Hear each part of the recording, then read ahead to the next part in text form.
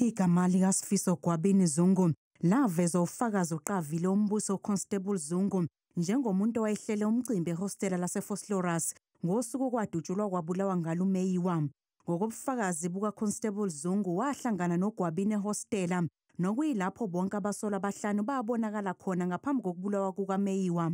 Kepha uGwabini uthi lo bufakazi akulona iqiniso, uthi akazange ahlangane noConstable Zungu ngo-2014.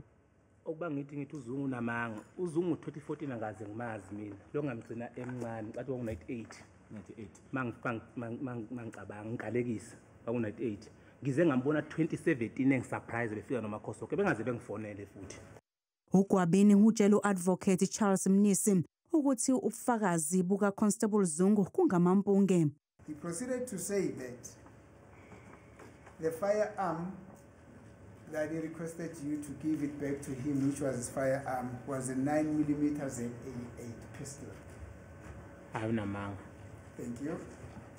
Now he proceeded to tell this court that after you gave him the firearm, and then he took the magazine from that firearm, which was a 9mm Z88 pistol, and then he smelled the barrel of the firearm because, and the reason why he did that, it's because he suspected that something was very suspicious in that room. Icala liyaqhubeka.